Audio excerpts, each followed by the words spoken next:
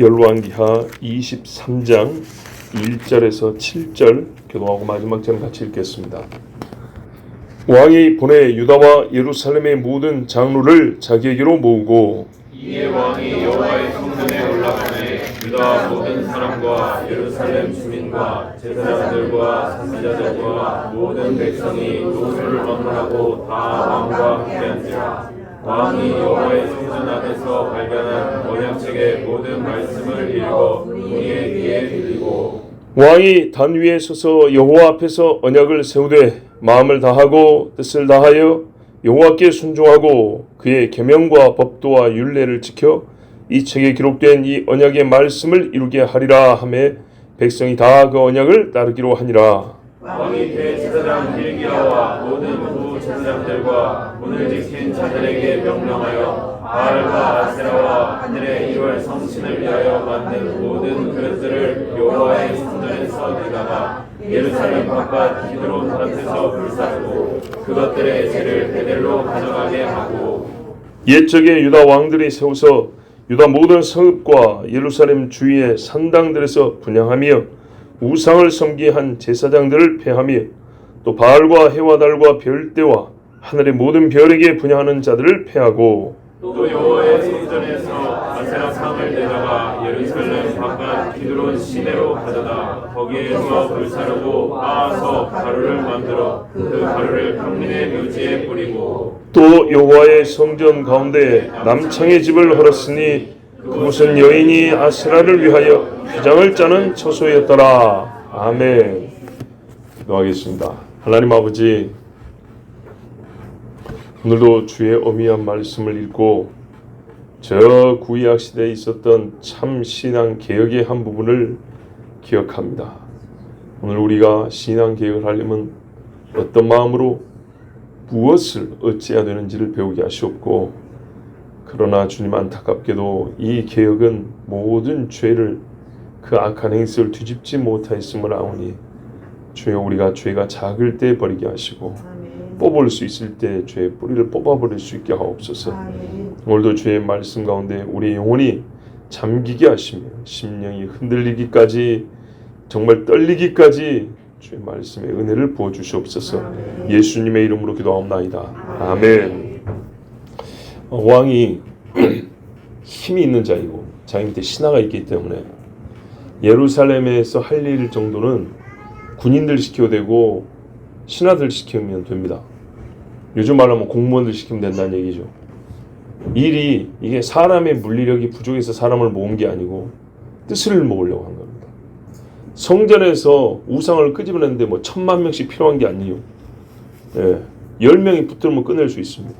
근데 이 많은 사람을 모은 거는 무엇을 하는지 온 백성이 알아야 되기 때문입니다. 또 함께 해야 될 일이기 때문입니다. 몸의 움직임은 예루살렘에 있더라도 예루살렘에 일어난 이 모든 일에 대하여 이스라엘 전 백성이 뜻을 모아야 되고 알아야 하고, 손은 보태지 못해 옆에서 보더라도 이게 우리의 해야 할 일이라는 동일한 책임감, 의무. 그래서 사람들을 모았습니다. 근데 먼저 모은 사람이 누구냐? 보세요. 백성의 장로들 이랬습니다. 지도자가 먼저 나서지 않으면 백성들은 따라오지도 않습니다. 옳은 일이라도 지도자가 손을 내밀지 않고 말하지 않는 옳은 일은 백성이 나설 수가 없습니다. 그리고 이 사람들이 제일 책임 있는 사람들입니다. 그렇지 않습니까? 나라가 이 지경이 된 데 대한 책임이 여기에 이 사람들에게 있습니다. 온 땅이 우상으로 뒤덮인 데 대한 책임이 많이 산 사람들에게 있습니다. 그 많은 시간 동안에 없애는 데 힘을 쓰지 않고 지나와 버린 겁니다. 그리고 본인들이 그 죄를 지었습니다. 그래서 지금부터 해야 할 일은 예루살렘만 국한된 게 여기서부터 시작인 것이지 전국적인 신앙개혁입니다. 전 백성, 온 국민이 함께 해야 될 신앙개혁이기 때문에 각 지역에 있는 백성의 우두머리들을 오라 했습니다. 그리고 그들이 함께하는 일인 것을, 또 함께 해야 할 일인 것을 온 백성이 이스라엘이 알게 하였습니다. 자, 그러니까 이제 여기서 시작되면 어디까지 합니까? 지방으로 내려가겠죠. 그렇죠? 이거는 공문본에서 될 일이 아니고요. 거기 사는 사람들이 올라와서 보고 함께 예루살렘에서, 여러분 어디가 기념식수 하잖아요. 건물 하나 지으면 나무 한 그루 심잖아요. 그것도 서로 동참한다고 사료만큼씩 떠가지고 100명이 한 삽씩 같이 했다는 거죠. 같이. 그런 겁니다. 큰 건물 가면은 이 건물 짓는데 공헌한 사람들 명판이 새겨져 있어요. 10억 한 사람부터 10,000원 한 사람까지 새겨져 있어요. 같이 했다는 겁니다. 이 일을 같이 하는 겁니다. 마음이 나눠도 안 되고요. 중앙에서 하고 지방에 가면서 흐지부지 되는 게 아니고 공문 하나 보내서 되는 게 아니고 여기 할 때 같이 와서 보고 내려가서 그대로 하는 겁니다. 책임을 지고 우리가 교회에서 예배드리면 가정에서 예배하고 교회에서 축복기도 하면 가정에서 축복기도 하고 온 국민이 한 마음을 품고 해야 될 일이기 때문에 지방에 있는 자들을 불러 모았는데 우두머리라는 백성이 장로를 오라 했습니다. 그 다음에 뭐 어디서 모이냐? 의사당이냐? 회의장이냐? 뭐 영접하는 뭐 궁에 있는 좋은 홀이냐? 아닙니다. 성전으로 가자 했습니다. 성전 마당으로 올라갔습니다. 그때 유다 모든 사람, 예루살렘 주민, 제사장, 선지자, 모든 백성의 노소가 다 왔다 했습니다. 이 중에는 함께 가자 해서 온 사람도 있을 것이고 가고 싶어서 따라온 사람도 있을 것이고 하여튼 예루살렘 성전 앞에 그 넓은 광장이 가득 차고 성전 계단 4,000명도 쓴다는데 그 어마어마한 계단으로 사람이 가득 차고 주변에도 성벽 밑에도 사람들이 가득 차 있고 엄청난 사건이었습니다. 왕이 평소에 개인적으로 올라가면 호위병들하고 제사장 수행원 몇 명 따라하면 됩니다. 근데 오늘은 그런 날이 아니거든요. 왜 올라가냐? 개인적인 제사 지내러 간 게 아니고 이 백성의 귀에 율법을 들려주러 올라갑니다. 그러니까 들을 귀 있는 자들이 다 모인 겁니다. 여기 보면 제사장은 원래 예루살렘에 있는 사람들입니다. 선지자 그렇습니다. 선지자들은 우리가 흔히 말하는 비공식적 사역자들이잖아요. 원래. 그죠? 공식적 사역자가 레위인 제사장이고 선지자는 누구든지 하나님 부르잖아요. 대를 이어가는 것도 아니고 사람이 임명해 주는 것도 아니고 비공식적 사역자들입니다. 그러나 하나님의 영에 충만하면 그 사람의 출신이 소위 노비 종 출신이건 저기 지방 출신이건 하나님이 불러 쓴단 말이죠. 그걸 인정하고 하나님이 하신 뜻을 알고자 또한 같은 뜨거운 마음을 가진 사람들 다 오라 했습니다. 역시 책임 있는 사람들입니다. 그러면 와서 뭐 했냐 했더니 보세요. 왕이 여호와의 성전 안에서 발견한 언약책의 모든 말씀을 읽어 무리의 귀에 들리고 그랬습니다. 얼마나 오래간만의 일인가요? 진짜 얼마나 오래간만의 일인가요? 아마 이 비슷한 일이 있었다면 솔로몬 때가 아닐까 싶습니다. 왜냐하면 솔로몬은 스스로 말하기를 전도자라고 그랬습니다. 자기를 가리켜 전도자. 그 말은 도를 말했다는 겁니다. 그 지혜로 노래만 지은 것이 아니고요. 시만 지었고 학술적인 책만 쓴 게 아니라 하나님의 말씀을 풀어 가르친 일도 했다는 얘기입니다. 그 이후에 아마 보기 힘든 일이었다고 생각합니다. 신명기 17장 18절 19절을 보면 왕이 오르면 어떻게 되냐?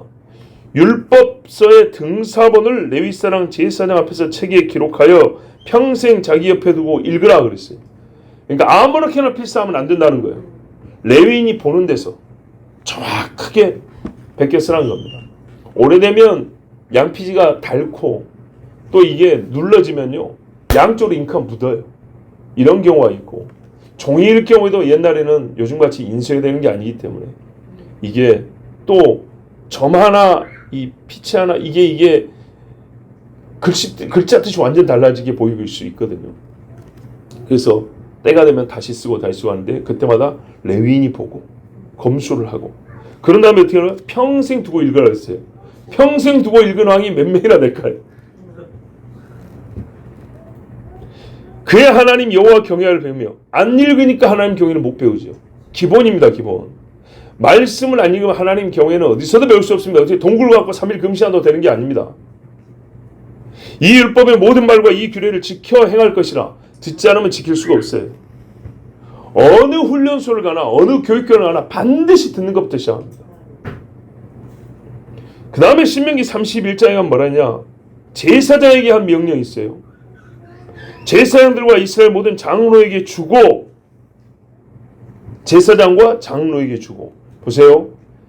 성막에서나 성전에서는 제사장이 해야 될 일이고 집에서는 장로가 해야 된다 그랬어요. 우리 이제 교회 시스템의 장로하고 좀 다릅니다만은 뭐 연속선상에 있으니까 여기 계신 장로님들도 내 이야기구나 이렇게 들으면 됩니다. 모세가 그들에게 명령하여 이르기를 매 7년 모세가 죽기 전에 한 말이에요. 하나님 시킨 대로 면제년의 초막절에 온 이스라엘 내 하나님 여호와 앞 그가 택하신 곳에 모일 때 이 율법을 낭독하여 온 이스라엘에 듣게 할지니 그랬어요. 7년마다 백성을 예루살렘 모으고 거기서 제사장이 낭독을 하라 그랬어요. 그럼 장로님들 어떻게 해요? 쫙 같이 서서 같이 읽는 거예요. 에스라 때 봐보세요. 포로에서 돌아온 사람들이 수문학 광장에 모여가지고 비가 오는데 율법을 읽었다 그랬죠. 비가 그날이 뭐예요? 초막절이라고 했어요. 너무 좋았다. 하나님 말씀 들은 게. 비를 흠뻑 맞아도 너무 좋아서 좋고 죄가 생각이 나서 하나님 앞에 통곡하고 울었다 했어요. 그때 보세요. 어떤 일이 벌어졌는가? 여호와를 기뻐하는 것이 너희의 힘이라고 그랬어요. 분명 울고 있는데 죄가 생각나서 울고 있는데 여호와를 기뻐하는 거라고 그랬어요. 너희 안에 여호와를 기뻐함이 지금 생기면서 죄에 대한 미움과 이 죄 때문에 겪은 고통에 대하여 하나님 앞에 호소하는 그 엄청난 기도. 이게 부흥입니다. 그때 위로의 말씀이죠. 하나님이 희락이 너희에게 있을 것이다. 그러면서 초막절 지키는데 얼마나 기뻤던지. 일주일에 한 게 없어요. 말씀 읽고 기도하고 찬양하는 것밖에. 일주일 연장해서 2주일 했다 그랬어요. 이게 초막절이에요. 얼마만입니까 도대체? 얼마만. 예, 얼마만이에요. 그러니까 지금 제사장이 해야 될 일인데 안 했단 말이에요. 왕들이 악을 저지르니 제사장도 힘이 없으니까 못했던 거고 잊어버리고 핑계 좋잖아요. 왕이 안 하는데 뭐. 그래서 오늘 요시아가 진짜 몇백 년 만에 이 일을 순종하여 한 거예요. 자기 입으로도 낭독했을 것이고 아마 이 율법책이 모세부터 신명기, 창세기부터 신명기가 너무 길죠. 우리가 이제 추정을 해보면 그걸 하루에 다 읽기는 좀 어렵지 않았을까. 속독을 하지 않은 이상. 또 만약에 그렇게 읽었다면 혼자 다 읽기는 무리란 말이에요. 당시 요시아 나이가 26이에요. 그렇다 할지라도 모세오경을 다 읽기는 어려웠겠죠. 그래서 아마 제사장과 나눠 읽었거나 그랬을 수 있습니다. 그 뭐 디테일한 건 우리가 뭐 정확히 모르지만 뭐 여러 가지 방법을 했겠죠. 일단은 제가 성경 말씀 그대로 일단 받아들이면 요시아가 먼저 읽었을 거라고 봅니다. 신명기는 무조건 읽었고 앞에 이 다음에 유월절을 지켰거든요. 이 절기는 레위기와 민수기 이런 데 나온단 말이에요. 그러니까 아마도 모세오경 전체를 읽었을 거라고 봅니다. 자, 여러분 개혁에 대해서 한번 생각해 봅시다. 딱 10년 전에 요시아 본문을 제가 2번 설교했었어요. 요시아 개혁을 보고도 두려운 이유는 1, 2 이래가지고 2015년도에 가을에 2번 설교했어요. 그때도 그 설교한 다음에 뭘 여러분에게 요청했냐면 가정예배 드리라고 그랬어요. 딱 10년 전에도. 개혁을 보고도 이렇게 잘하는데 개혁을 얼마나 잘했냐면요. 개혁 기록만 이 한 장을 채워요. 수십 절이 기록되어 있어요. 철저하게 한 사람이에요. 그런데 여러분 잘 보세요. 나라는 망했습니다. 이렇게 해도 망했어요.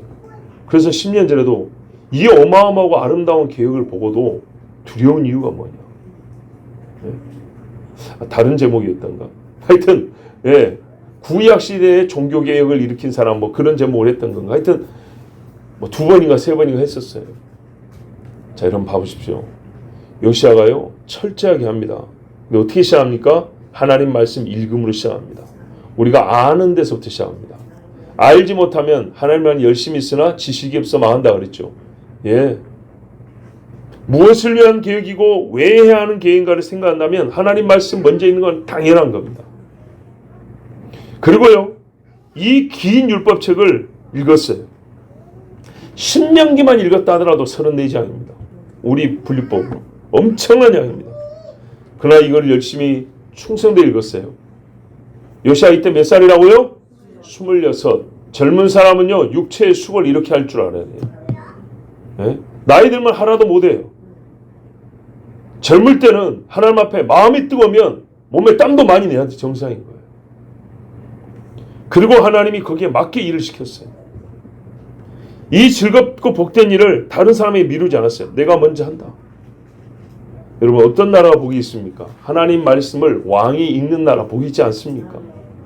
하나님을 찬양하는 다윗이 있었을 때 행복하지 않았습니까? 그 말씀을 왕이 읽어서 백성에게 들려준다. 세상에 이런 복된 나라가 없습니다. 집에서도 마찬가지입니다. 아버지가 자식들에게 말씀을 읽어준다. 우리가 이제 와서 하는 말이지만 봐보세요. 안 이쁜 데가 어디 있는가? 안 아름다운 데가 어디 있는가? 이번에 유아세례 한다고 숙제를 해줬는데 자녀들 신앙교육하는 영상을 보내왔어요. 제가 봐도 얼마나 예쁜지 몰라요. 진짜로요. 이제 제가 여기서 나이를 10살 더 먹으면 그냥 눈물 나게 예쁘겠죠. 자, 봐보십시오. 그거를 20대 때 깨달으면 얼마나 좋아요. 얼마나 행복하냐고요. 그렇게 했으면. 이렇게 시킴을 받아서라도 할 수 있다는 게 참 감사한 겁니다. 20대 때 말이에요. 왕이 단 위에 서서 보세요. 여호와 앞에서 언약을 세우되 준비를 했어요. 단도 만들게 하고 미리. 읽었으면 뭐 해야 되는 거예요? 바로 행동을 하지 말고요. 이거 참 중요합니다. 약속식. 이게 무의미하지 않아요. 이 경첩과 같고요. 이 뭡니까? 한 물건하고 또 다른 물건을 이렇게 이어주는 사슬과 같고요. 고리 같은 역할, 가죽끈 같은 역할을 하는 게 우리가 말로 고백하는 거예요. 약속을 하는 거예요. 약속이라는 말을 하는 거예요. 그냥 살아가니까 살아버린 거하고 결혼식을 하는 거하고 같아요, 달라요? 다르죠. 완전히 다르죠. 약속을 말하는 것은요, 우리 말이 상처받는 것도 말이 제일 오래가죠. 행동은 잘 잊어먹습니다. 근데 말은 잘 안 잊어먹습니다. 그래서 말입니다. 우리가 말로 하는 것은 자기 자신을 얽매인 것 같다 그랬어요. 다윗이 골리앗 싸울 때 그랬다 했죠. 계속 물어봅니다. 주변 사람들에게. 왕이 이 골리앗을 무찌는 사람한테 뭘 주겠다고? 기억력이 없어서가 아니라 자기 자신을 매는 겁니다. 계속 물어봅니다. 형이 듣고 화를 냈지만 다윗은 가겠다는 의지를, 자기의 의지가 바뀌지 않고 뜻이 변하지 않고 주변에서도 네 아까 말했지 않냐라고 어쨌든 간에 가겠다는 거예요. 그래서 자기 말로 자기를 얽매였습니다. 몇 번이고 반복하게 물어봤습니다. 결국에는 나갔습니다. 우리가 말을 하면 자기 행동에 대해 책임감이 더 커지고요. 그래서 자기 말로 자기의 몸을 매는 꼴이 됩니다. 좋은 일에는요, 어떻게 해요? 말을 하면 할수록 좋은 일을 더 할 수 있겠죠. 나쁜 일도 마찬가지예요. 에라이 씨 죽여버려. 그럼 어떻게 될까요? 몸이 계속 그런 데로 갑니다. 자, 죽어버려야지 하는 사람 또 자살합니다. 말이 참 중요합니다. 그리고 성경에는 하나님이 친히 그렇게 말로 약속하자 그랬어요. 그래서 요시아가 백성 앞에서 약속을 세웠습니다.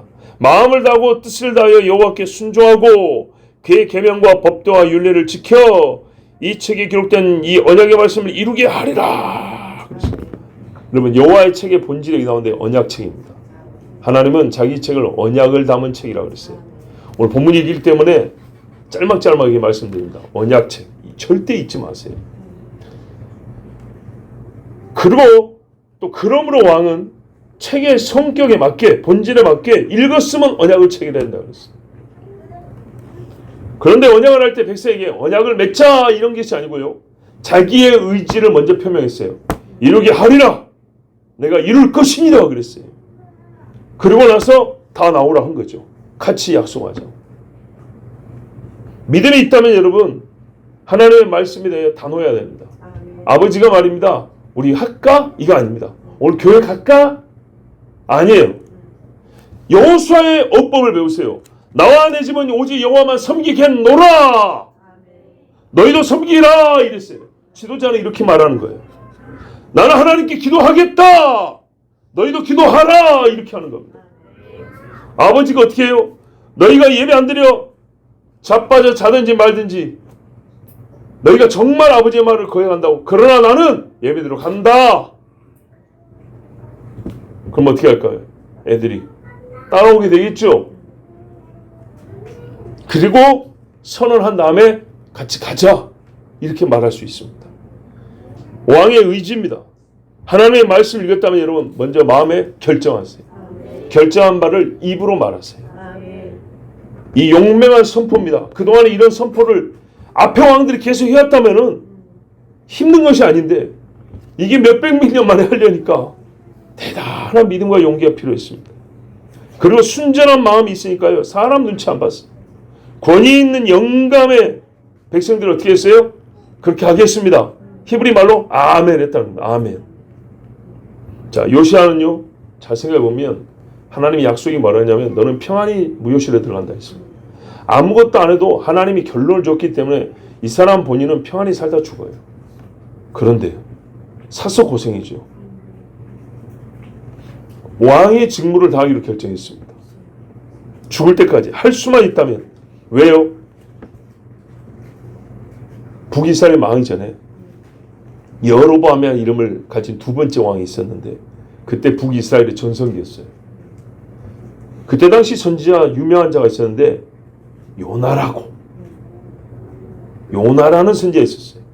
이 선지자가 하나님이 어디로 가라 했냐면 니느웨 가라 했단 말이에요. 안 가려고 하다가 물에 던져졌죠. 물고기 가서 삼켰다 했죠. 자, 그 물고기는 어떤 물고기일까요? 참치, 숭어, 가오리, 고래. 뭘까요? 고래라고 하면 또 어떤 사람은 무식하다 그랬는데 그러지 않습니다. 고래라는 이름을 최근에 지은 이름이고 옛날에 그냥 바다의 큰 짐승 이렇게 통칭 그렇게 부릅니다. 자, 근데 왜 고래의 가능성이 제일 크다고요? 통으로 삼킬 수 있는. 그럼요. 일단 제일 크니까 사람을 삼켰을 때 사람이 한 번에 들어갈 수 있는 크기의 물고기입니다. 두 번째요. 사람이 속에 들어가면 숨 안 쉬고 삽니까? 숨 쉬어야 되죠. 사람은 숨 어떻게 할 수 있죠? 코로 호흡해야 되죠. 혈관으로 산소 못 들어옵니다. 코호흡, 폐호흡을 해야 됩니다. 그러면 물고기 뱃속에 뭐 하세요? 공기에 산소가 들어있어야 됩니다. 그러면 물고기도 폐호흡을 해야 되는 겁니다. 물에 사는 고기인데 폐호흡. 물에 사는 고기인데 폐호흡하는 게 있어요. 숭어가 폐호흡을 해요. 아가미로 전부 다 이렇게 혈관을 빨아들여 버리지. 그죠? 사람이 숨 쉴 수 있는 공기가 물고기 뱃속에 있어야 된다고요. 그리고 실제로 옛날 서양에서요. 포경선, 그러니까 고래 잡는 배들 있죠. 선원들이 고래랑 싸우다가 물에 빠져 실종되는 경우가 있어요. 어떤 이야기가 신문에 나왔냐면 유럽에서 1700년대인가 800년대 자료에 한 사람이 고래를 잡았는데 배를 갈라보니까 사람이 있더래요. 살았더래요. 실종된 지 이틀 지났는데 이틀 동안 고래 뱃속에 살아있는 사람이 발견됐어요. 놀랍죠? 하나님 말씀은 정확합니다. 네? 혼자 편하게 살다 죽어야 되는데 니느웨를 생각해 보니까 요나 아주 대충 외쳤는데 40일 후에 망한다고 하나님이 멸망시킨다고 하는데 연기를 해줬어요. 그러면 봐보세요. 한 사람 가지고 외쳐가지고 이 사람들의 심판을 연기를 했는데 나 왕이 힘을 써서 이 백성들을 모아서 하나님 앞에 회개하고 죄를 버리면 하나님 용서해 주십시오. 기도할 명분 있죠. 하나님이 용서해 주실 가능성이 있죠. 자기 혼자 펴놓고 가도 되는데 그런 기대와 소망을 갖고 할 때까지 한번 해보자는 겁니다. 이게 왕이죠. 이게 책임 있는 사람이죠. 만약에 이 백성이 진짜 돌이킨다면 하나님이 니느웨도 봐줬는데 우리를 용서해 주지 않을까. 옛날에 소돔도 말했어요. 의인 10명만 있어도 하나님이 살려준다 했는데 주여 그런 간절한 마음을 갖고 하지 않았겠습니까? 우리 요시아의 심정을 한번 생각해 보자고요. 그래서 이렇게 말했어요. 마음을 다하고 뜻을. 이게 성경에 있는 말인데 본인도 그 말을 그대로 했어요. 우리가 하나님 앞에 이렇게 모였으면 마음을 다해야 하고 뜻을 다하고 순종해야 한다. 계명과 법대 윤리를 지켜야 한다. 단어 하나하나를 설명 안 할게요. 신명기 6장 말씀이 단숨에 떠올라요. 신명기 6장이 뭐라 합니까?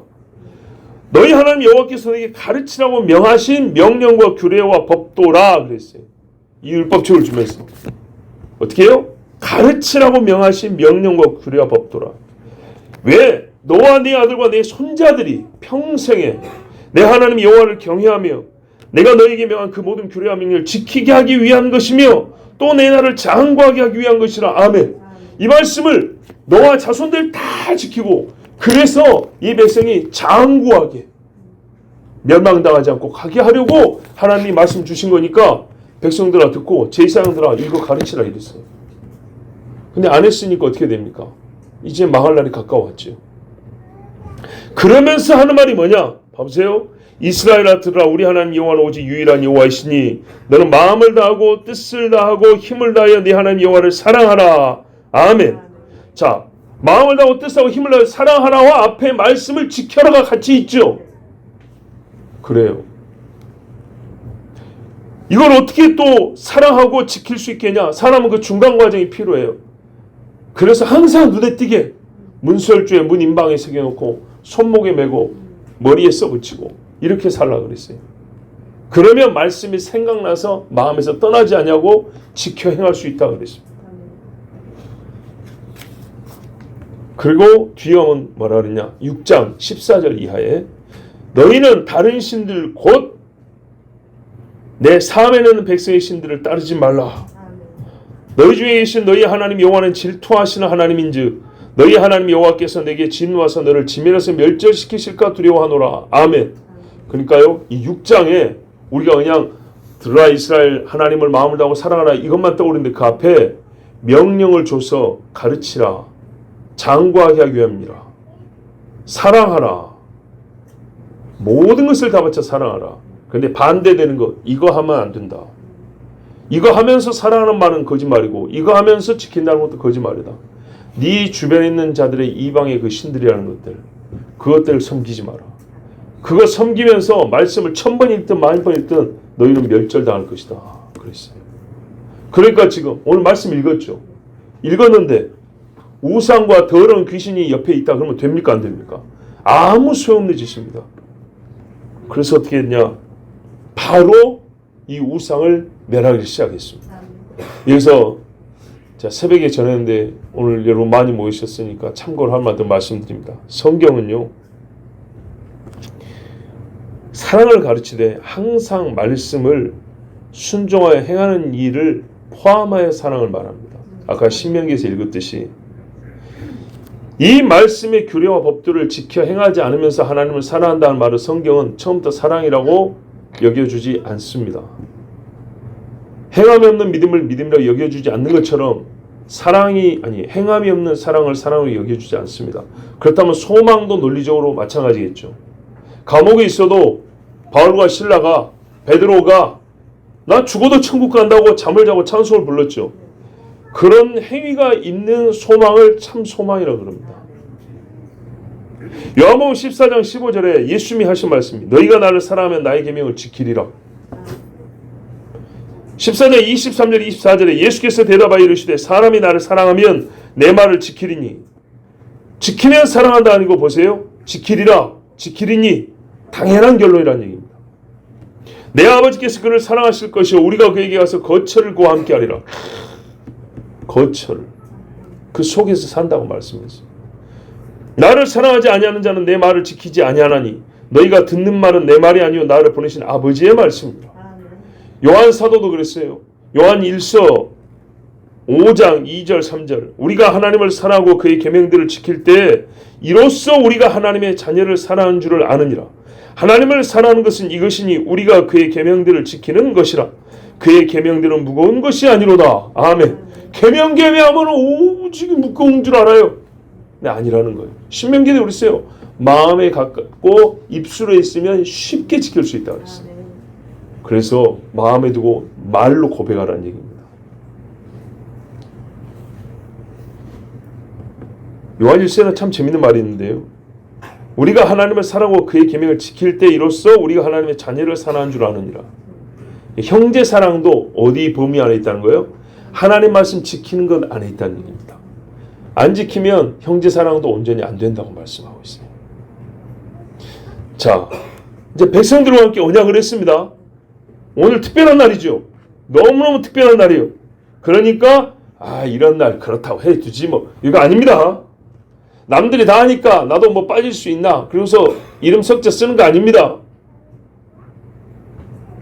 그 규모로 또 뭔가 하나님 앞에 호소된다고 생각해도 안 됩니다.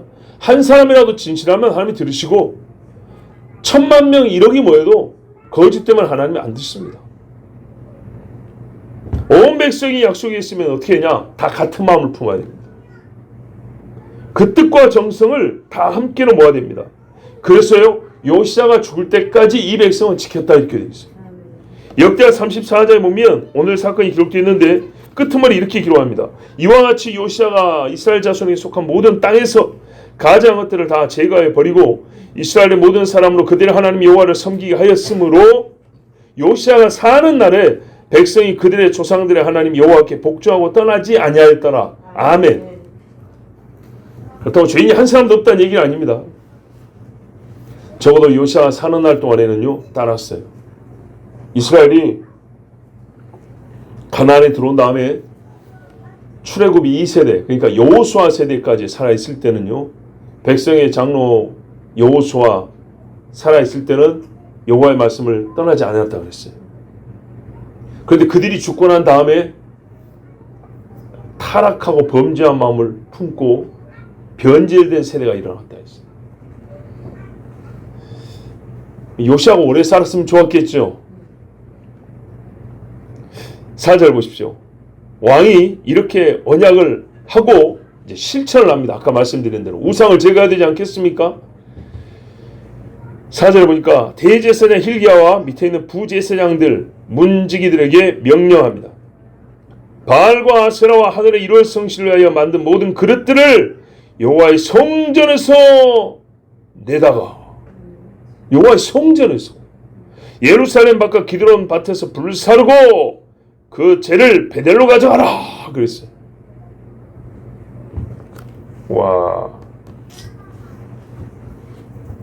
요시야는 알고 있었어요. 이게 이제 성전 창고를 얘기하는 거거든요. 성전 창고에 뭐가 쌓여 있었냐면 우상 이 아세라 바알 숭배할 때 쓰는 제기들 있죠. 제사 그릇들이 막 제사 지낼 때 쓰는 도구들이 거기 쌓여 있었어요. 근데 여러분 이게 얼마나 지금 놀라운 일이냐면요. 부정적 의미에서 놀라운 일이냐면 지금 요시야가 18년째 됐어요. 왕이 돼요. 26, 8살의 왕이 지금 26이거든요. 근데 역다에 보면 뭐라고 되냐면 아까 34장에 봐보세요. 우리가 몇 주 전에도 들었던 말씀이에요. 왕이 올 때 8세고 아직도 어렸을 때 왕이 있은 지 8년에 그의 조상 다윗 하나님을 찾고 12년에 이렇게 20살 때 유다와 예루살렘을 비로소 정결하게 하여 그 산당들과 아세라 목상들과 아로스긴 우상들과 부어만든 우상들을 제거해 버리며 6년 전에 이미 이거 제거하는 일을 시작을 했어요. 1차로 했어요. 지금 6년 후에 지금 또 하고 있는 거예요. 그럼 뭐 무슨 말이에요? 왕이 없애라 했을 때 눈 가리고 아웅이고 눈에 보이는 큰 것들을 없애놨어요. 근데 제사장들이 말입니다. 성전관리 제사장 레위가 있잖아요. 본인들의 역사적 경험이 있어요. 왕 바뀌면 똑같아. 좀 뭐 하나 또 다 치우지 말고 어차피 또 쓰러게 돼 있어. 우리 한국식으로 생각하면 그랬던 모양이지. 우상은 몇 개 치웠는데 다 치우지도 않았을 것도. 우상은 몇 개 치워서 요시야가 딱 보면 없어요. 그런데 창고에다가 그 우상 숭배하는 도구들을 다 저장해 놓은 거예요. 근데 요시야가 그걸 알았어요. 그거 끄집어내라고 그랬어요. 여러분, 성전 본당 안에는 그릇들 안 놓습니다. 우리 솔로몬 성전 지금 옆에 창고들이 있어요. 회의하는 방도 있고 레위인들 쉬는 방도 있고 예레미야가 내가 쪽수 불러다가 술 마시는데도 그 성전에 오는 방이었어요. 거기다 쌓아놓은 겁니다. 죄가요 구석구석에 얼마나 숨겨 있는가. 그리고 우리가 알 수 있는 게 뭐냐면 제사장들의 신앙 수준. 그래서 저도 해당이 되지만은 이 땅에 있는 목회자들의 신앙 수준을 우리가 의심할 때가 있고 비판할 때 있는 거, 여러분 남 밟고 일어서려고 한 게 아니고요. 성경에 보여주는 사실입니다. 오랫동안 해온 죄입니다. 오랫동안. 그거를 왕이 시켜서 없애놓으면 좋습니다고 해야 되는데 왕이 시킨데도 제사장들이 숨겨놓은 게 있었다는 거예요. 다음에 쓰려고. 그래서 직분이 신앙을 말해주는 거 아닙니다. 정말요. 신앙은 각자 나름이에요. 직분하고 상관없어요. 자, 다 끄집어냈습니다. 그럼 어떻게 했어요? 기드론 밭. 우리가 성지순례 갔을 때 걸어갔던 길 기억나시죠? 그 감람산 호텔에서 예루살렘까지 걸어갔죠. 거기 골짜기 있죠. 거기 주변에 무덤들도 있고 거기 막 갈람나무 있는 밭들도 있고 그런 데서 태웠다는 거예요. 태워가지고 재를요 모았습니다. 그런 가지고 있으라 그랬어요. 좀 이따 갈 데가 있다고. 어디로 가냐? 베델 갑니다. 예루살렘 전개한 다음에 이제 뒷부분에 나오는데 23장 후반부에 나오는데 베델 갑니다. 베델에 가면 뭐가 있습니까? 여로보암이 세웠던 금송아지 그 제단 있죠? 그거 싹 허물어 불고 거기에다 다 불살라서 재 뿌릴 때 그거 같이 뿌려버려요. 더러운 것들은 더러운 개들이 모읍니다. 그렇게 하려고 그쪽으로 가져가라는 겁니다. 자, 여러분 놀라야 됩니다. 성전에 우상을 위한 그릇들을 쌓아놓고 그거를 고이 간직하고 있었다. 이 시대에도 그래서 선교사들이 20년 사역고 들어올 때 불상 갖고 들어오고 토착환이 현장환이 별소리 다 하면서 그 동네에 있는 잡신들하고 섞여요. 로마 카톨릭식으로. 그거를 신학적으로 아주 고상한 표현을 붙여요.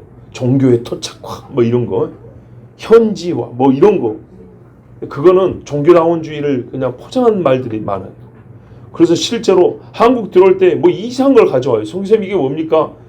그러면 뭐라 그래? 아하 그러면서 멋쩍은 듯이 말하거나 아니면은 당신들 같이 수준 난 잘 모를 텐데 이게 신학적으로 말해 이러면서 자랑스럽게 내놓은 사람이 있습니다. 방에 가보면 막 불상이 그 동네에 있는 잡신들 쫙 깔아놓은 데가 있어요. 이거 제가 신학교 다닐 때 우리 신학 교수님한테 들은 이야기예요. 본인이 직접 봤다고. 자, 그러므로 교회 안에 오래 사역한 사람들의 집안과 그들의 삶의 환경에 더러운 것들이 있을 수 있다는 것. 내가 가지고 있는 것은 아닌가? 여러분 잘 살펴보고 없애야 됩니다. 5절 보세요. 옛적에 유다 왕들이 세워서 세상에 왕들이 이러니까요. 하나같이 이러니까 제사장들이 따라간 겁니다.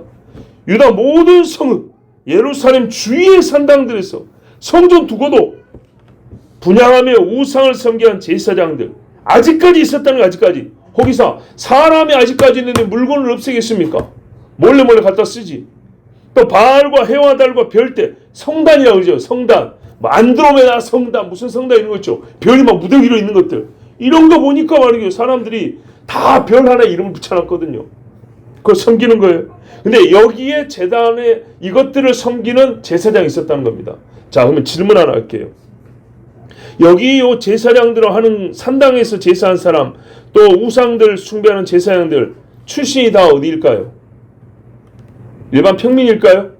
이방인들일까요? 아닙니다. 레위 제사장들이요 업종 변경하고 이런 인간들도 있어요. 왜? 원래 제사장 했으니까 익숙하잖아요. 전문가잖아요. 그 기술 그대로 갖다 쓰는 겁니다. 대상만 바꿔가지고. 보수 조문을 하는 거죠. 이 중에 변질된 레위인이 있어요. 그리고 일반 평민들도 있어요. 점쟁이 집에 점쟁이 나온 것처럼 우상 숭배 제사장 가업으로 내려온 집 사람들도 있어요. 섞여 있습니다. 하늘에 있는 것들을 섬겼다고도 돼 있어요. 높은 곳에 있는 걸 섬기는 사람의 이 타락한 본성인데 그 중에 해와 달, 별 여러분 다 이름이 있습니다. 이름 우리 부르지 않습니까? Sunday, Monday, Tuesday, Wednesday, Friday, Saturday 그렇죠? 이거 다 별들 이름이에요. 해와 달과 별들 이름이에요. 별 이름. 예? Sunday, Sun, Monday, Moon, 달. 그 다음에 제일 유명한 게 뭡니까? 비너스, 금석, 여신 이름입니다. 아세라, 비너스, 아프로디테 요겁니다. 아시겠죠? 금성 말 뜻이 그 말이에요. 그 다음에 토요일 또 세턴이죠. 사탄입니다. 사탄. 이름 자체가 사탄이라고 해요. 그러니까요. 하늘의 별을 섬긴다는 게 뭔 말이죠? 별에 이름을 붙였다니까요. 이름이 뭐냐고? 그들이 섬기는 신 이름을 붙였다니까요. 그러니까 별을 섬긴다는 말은 마귀 섬기고 귀신 섬긴다는 말이 되는 거예요. 이야. 그래서 이 사람들을 패했어요. 사실 죽여야 되는데 성경대로 죽이라고 그랬거든요. 죽이지는 않았어요. 이걸 어떻게 하냐? 요시야 죽고 난 다음에 금세 우상숭배가 또 올라와요. 왜? 인적 인프라가 남아있기 때문에. 사람들이 남아있기 때문에. 봐보세요. 다 신앙이 개혁됐다면 요시야 죽어도 한동안은 믿음이 이어져야 되거든요. 근데 이 가짜들이 많아 놓으니까 왕이 죽고 나니까 금세 악한 것들이 올라와가지고 다시 자리를 잡았어요. 순식간에. 그래서 예레미야 사역할 때 예레미야가 요시야와 같이 사역했다 했죠. 전반기는 요시야 때입니다. 여기 선지자 예레미야 들어가요. 선지자들이 모였더라 할 때. 근데 후반기는 요시야가 죽어서 예레미야 혼자 싸우는데 그때 하나님이 예레미야에 주신 말씀이 이런 말이 있어요.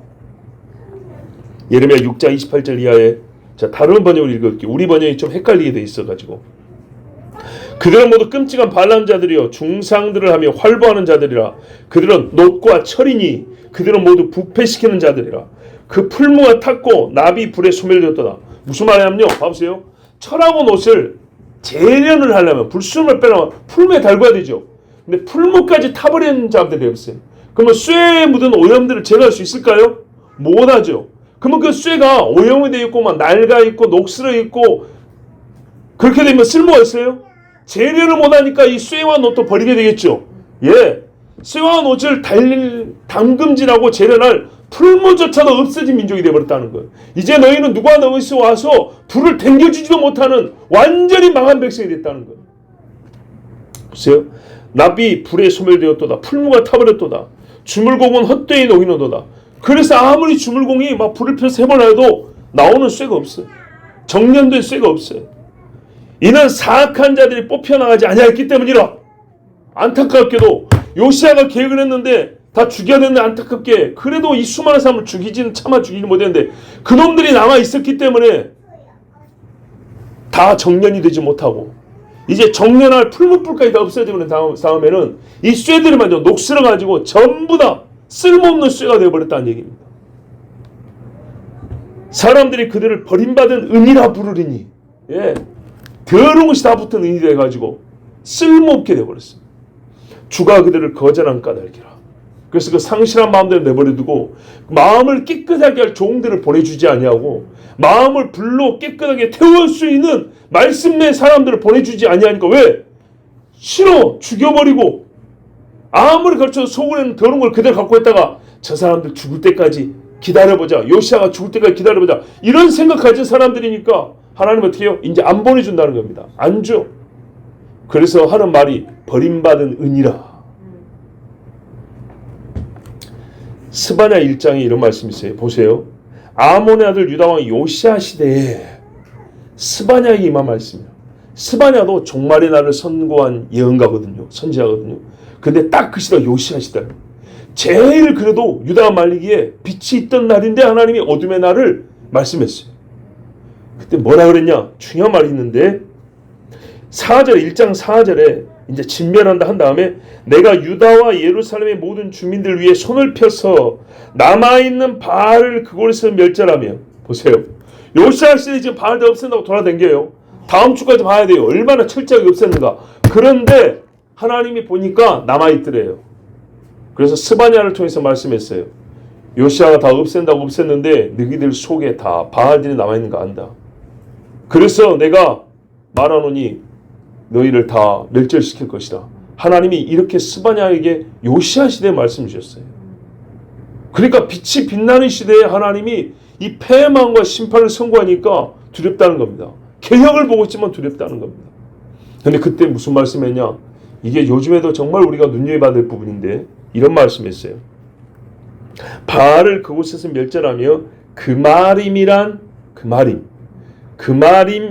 이름과 및 그 제사장들을 아울러 멸절하며 또 지붕에서 하늘의 묵별에게 경배하는 자들과 경배하며 여호와께 맹세하면서 말감을 가르쳐 맹세하는 자들.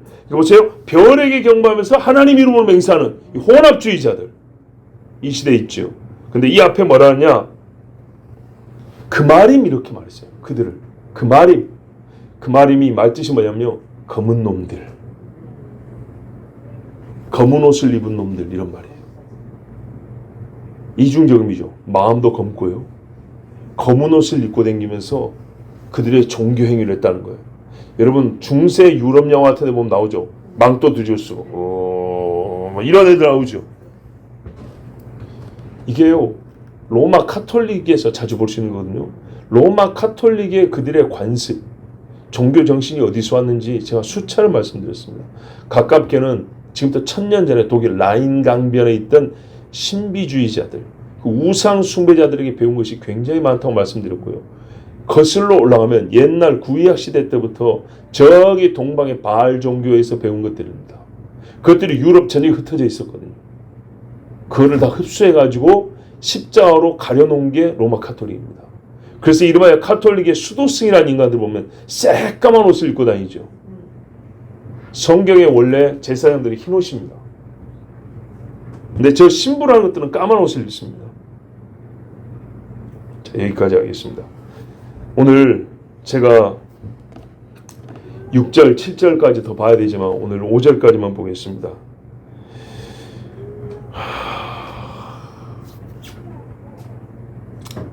하나님이 우리에게 하신 말씀이 뭐냐면 나는 너희에게 짓지 아니한 집을 주고 파지 아니한 우물을 주고 심지 아니한 포도나무를 준다 그랬습니다. 그렇게까지 예배를 해놨다 그랬습니다. 다만 누가 이것을 온전히 누릴 것이냐 할 때 책 한 권 줬습니다. 이 말씀을 읽고 듣고 행하라 그랬습니다. 그러면 다 준다 그랬습니다. 그리고 그 날이 하루 이틀이 아니고 장구하리라 했습니다. 그것뿐입니까? 너희는 여호와의 백성이라 불림받을 것이라 그랬고 너희 가운데 내가 함께하고 내 이름을 너희 중에 두고 내가 너희를 만국의 나의 증인으로 쓴다 그랬습니다. 만국의 복이 되게 한다 그랬습니다. 여러분 우리가 하나님 앞에 한 게 많습니까? 받을 게 많습니까? 받을 게 훨씬 많죠. 그런데요 고작이 이 한 권 이거를 안 읽어요. 이걸 안 읽고 이거 하나 마음에 두기를 싫어요. 그런데 요구하는 거다고 하나님께 받고 싶어하는 거는 엄청나게 많아요. 더 문제는 뭐냐? 받기도 싫고 읽기도 싫고 이것도 좋고 이것도 싫고 저것도 싫다. 그냥 교회만 오는 거. 이스라엘 백성들이 대부분 이랬어요. 그냥 그 시대 흐름에 맞게 살았어요. 이 사람이 A를 쫓으면 나도 A를 쫓고 저 사람이 B를 쫓으면 요즘 유행은 B라고 거기 쫓아가고 또 어떤 사람들은 요즘에 좀 있는 사람들은 C를 한다 그러더라. 그러면 그거 흉내낸다고 그거 쫓아가고 하나님은 없어요. 변하지 않는 하나님을 섬기는 방법은 없어요. 어느 교회가 이렇게 한다면 우리도 이렇게 하고 저렇게 한다면 저렇게 하고 그러다가 하나님이 허락하지 않은 하나님을 버리는 식의 방식들을 취해가게 됩니다. 여러분 명백하게 하나님을 버리는 방법이 뭐냐? 이렇게 우상 숭배하는 거죠. 그런데요 명백하게 하나님을 버리는 것이 아니지만 결과적으로 똑같게 하는 것들이 있어요. 그건 뭡니까? 십자가를 걸고 성경을 들고 있는데 섞어버리는 겁니다. 섞으면 50%가 되는 게 아니고 반드시 귀신을 따르게 되어 있습니다. 젊은 사람들 저도 역시 안 봤습니다만 요즘에 유명한 영화가 하나 있더만요. 만화인데 아 그래요. 그 예수님 이야기라고. 어느 날 미국에서 만들었나요? 우리나라에서 만들었어요. 킹 오브 킹스 우리나라에서 만들었어요. 거기 성우들이 불신자들이 꽤 있는 걸로 알고 있는데 근데 그거를 이제 우리 주일학교 선생님들이요 무분별하게 와 교육할 것도 없었는데 예수님 만화에 나왔다 애들한테 그냥 만화에 신나게 틀어주면 큰일 납니다. 예수님이라는 캐릭터가 들어있을 뿐이지 예수라는 캐릭터가 있을지 그 안에 스토리와 영상 구성은 전부라 하면 또 좀 오바죠.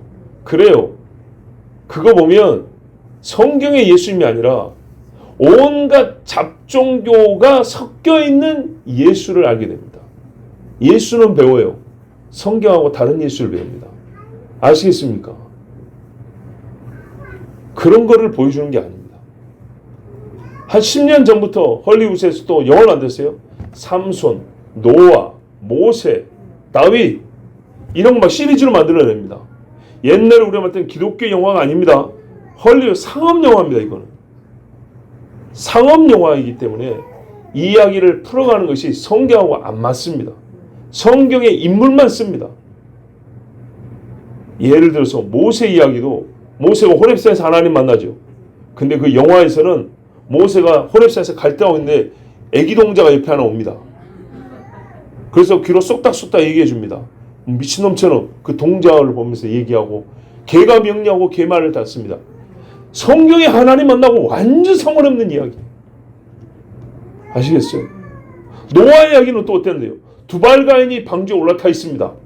8식구가 아니고 그 쇠를 만드는 사람이죠. 두발가인. 그 애가 노아 방주에 올라타가지고 막 살인을 저지고 막 싸우고 난리가 납니다. 노아는 그리고 어떻게 하면 성경에 생과 번사하라 그랬죠. 근데요, 이 많은 사람이 죽는 걸 보고 자식들을 아기를 못 낳게 합니다.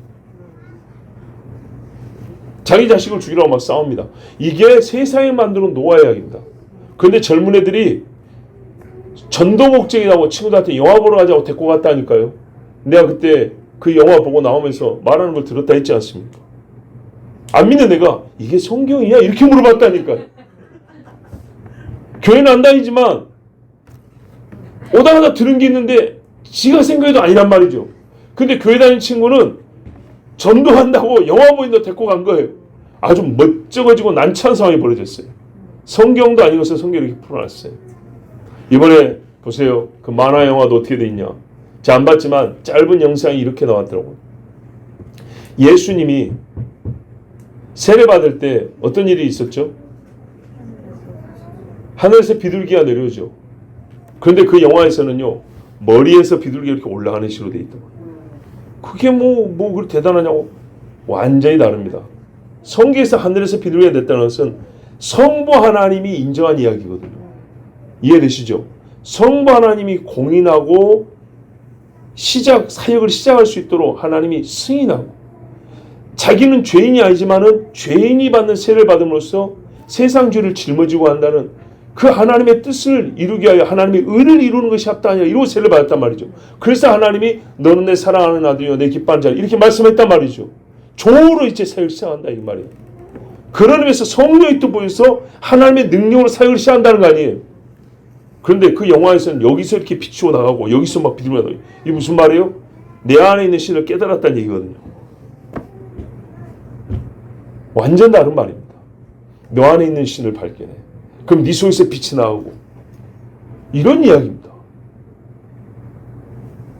근데 예수님 나오고 막 태양 많이 나오고 막 빛 많이 나오고 막 착한 이야기 나오니까 애들한테 예수님 큰일 납니다.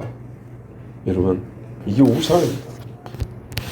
기독교인들 레위 제사장과 일반 제사장이 섞여가지고 성전에 있어서도 안 되지만 우상 숭배하는데 섞여가지고 같이 합니다. 유다인이라는 이름을 가지고 이스라엘 사람의 이름을 가지고, 여러분 교회 안에 많은 것들이 섞여 있습니다. 진짜로 조심해야 됩니다. 저번에 코로나 때도 예배 현장 예배를 못 드리겠습니다. 그러면 어떻게 하면 우리가 모일 수 있는가를 연구해야 되겠죠. 근데 금요일 밤마다 성령 집회한다고 코로나 전에 1000명 되는 교인들 모았고 금요일 밤마다 쫙 막 이랬던 교회인데요. 그 교회 목사님이 코로나 시작되자마자 반년도 안 지났는데 시작한 게 뭔지 압니까? 온라인 예배를 어떻게 하면 활성화해서 교인들에게 그런 기술적인 것들을 세미나를 열어요.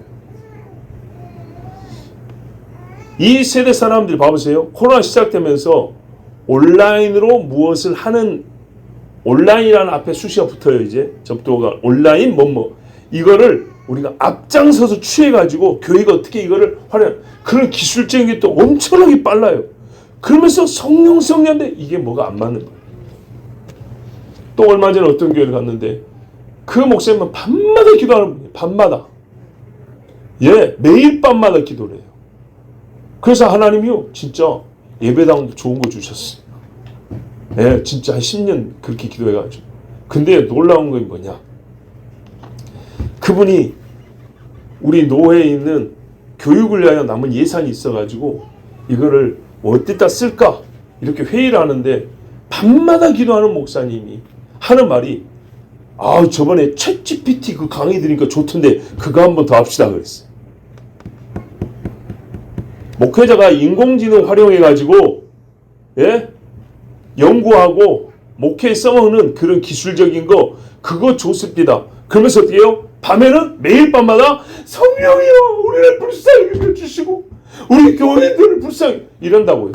그러면서 배우기는 뭐가 좋다고 그래요? 그 챗GPT 그거 좋더라고. 거기다가 몇백만 원 쓰는 예산 그거 쓰자고 그렇게 혼자 건의를 했어요. 얼마나 모순된가 봐보세요. 이게 얼마나 모순인지 여러분 잘 못 느끼실까? 자, 옛날에 목회자들은 성경 읽고 참 지루하게 설교하는 분들이죠. 초창기에는. 우리나라 한 60, 70년대 들어가면서부터 은혜로운 간증들이 많아졌어요. 실제로 역사만 일하니까. 설교에 너무 간증이 많이 들어간다 싶을 정도였어요. 그 다음에 8, 90년대, 아니 90년대, 2000년대 초반까지 누구나 할 것 없이 봐보세요. 어떤 경향이 있는가 봐보세요. 설교 시작하면서 꼭 유머를 하나씩 했어요. 유머. 유명한 목사님이 저 대전에 어떤 목사님 있죠. 2000년대 초반에 유명했어요. 그 다음에요. 이제 한편 그 비판도 하면서도 결국에는 사람이 잘 듣는단 말이죠. 유머하면. 그래서 어떻게 했냐. 인문학적 요소를 많이 넣습니다. 그게 무슨 말이냐. 설교에 꼭 시를 한 편씩 넣어요. 시를 한 편. 문학적인 이야기를 꼭 설교 하나씩 넣어요. 필요하면 괜찮아요. 사도 바울도 아테네 설교할 때 했어요. 철학자들 이야기도 하고. 그 필요해서 하는 거예요. 근데 어떤 설교든지 꼭 소설 이야기, 시 이야기, 문학적 이야기를 반드시 넣어요. 반드시. 그거 찾느라고 며칠간 가는 거예요. 여기 설교에 맞는 시가 어디 나오고. 이게 하나의 트렌드. 설교 폼에 들어가게 됐어요. 얼마나 위험한 일인가. 우리가 학교에서 설교 배울 때도요. 전통적인 설교 방식에 대해서는 사람들이 좋아하지 않는다. 그래서 사람이 듣는 설교 방식 취한다.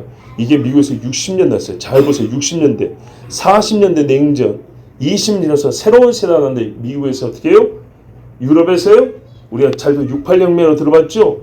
그것이 성혁명만 있는 게 아니에요.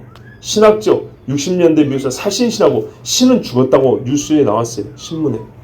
그러면서 신학에서 어떻게 해요? 사람들이 안 듣는다는 거예요. 듣게 하려면 어떻게 하냐? 들리는 설교하지. 그래서 논쟁이 된 게 뭔지 압니까? 바른 내용의 설교냐, 옳은 내용이냐, 들리는 설교냐. 옳은 설교냐, 들리는 설교냐. 이거 갖고 붙었어요. 그래서 어떻게 되는지 압니까? 옳은 설교 100번 첫날에도 안 들으면 무슨 소리냐? 들려야지. 이쪽으로 기울어졌어요. 그랬다 보니까 어떻게 할까요? 들리게 하기 위해서는요. 사람들의 마음이 하나님 앞에 오른쪽으로 가든지 말든지 들리는 데 우선 초점되어 있죠. 그래서 어떤 설교까지 나왔냐? 여러분 들으면 참 희한할 겁니다. 4페이지 설교라는 것도 있어요. 4페이지. 우리 카툰, 만화 있죠. 1, 2, 3, 4컷에 끝난단 말이죠. 세상에서 사람들이 좋아하는 글을 읽고 말을 듣는데 사람들이 잘 듣고 좋아라고 별표 주는 그런 식의 말하의 방법들을 배워오는 거예요.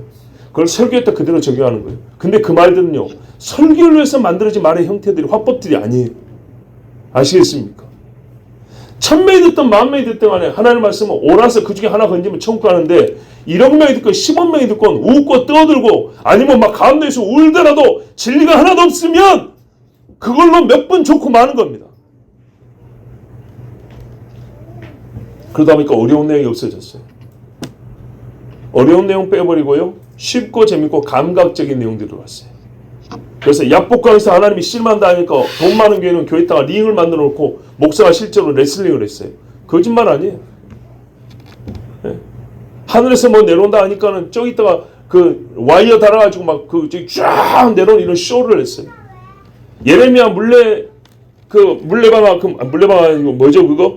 토기장이 목회자가 스포트라이트 가운데로 쫙 비춰고 새까만데 거기 앉아고 물레를 빙빙빙 돌려요. 지금 물레 돌리는 거 말하려고 하는 거예요? 토기장이가 쓸데없으면 버린다는 거 이야기하려는 거예요. 하나님 말씀은. 직접 가서 보라고. 그 귀한 걸 어떻게 가차없이 버려버리는가. 하나님 앞에 예루살렘과 이스라엘이고 소용없다는 겁니다. 불순종하면. 이거는 말 두 마디만 할 수 있는 거예요. 근데 그걸 한 시간 내내 물레 돌리면서 어떤 뭐 감수성 막 음악 백뮤직 깔아가지고 이런 정신없는 짓들을 하고 있어요. 옛날에 특수장치 없는 시대는 무슨 설교를 했을까요? 여러분 제가 지금 왜 이 말을 하죠? 한 번쯤 옛날 했던 이야기예요. 이렇게 섞인다는 얘기입니다. 개혁할 게 많다는 얘기입니다. 버려야 될 게 많다는 얘기입니다. 우리 마음속에 세상의 것들이 들어와가지고 애매하게 찌끄러기들이 깔려있는 것들이 너무너무 많다는 얘기입니다. 하나님을 따를 것 같으면 하나님을 따르는 맞는 방식이 있다는 거예요.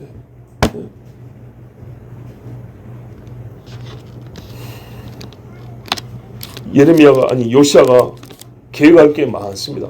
그래서 이 말씀을 우리가 2번, 3번 볼 것인데 읽을 때만큼 2주, 3주 동안 우리 스스로 계획할 것들을 찾아보시고 정말 교회가 봐보십시오 여러분. 솔직히 말해서 우리 교회 시설도 주면 사람 더 모을 겁니다. 나도 양심적으로 그런 생각 해봤어요. 객관적으로 생각을 해보자. 교회 딱 처음 왔다. 가족을 5명 데리고 왔다. 그러면 나 같으면 똑같은 목사의 똑같은 성도면 어느 교회를 가겠냐? 객관적으로. 그런데 여러분 그거는 그렇게 질문을 했기 때문이고 또 반대로 다른 질문도 가능해요.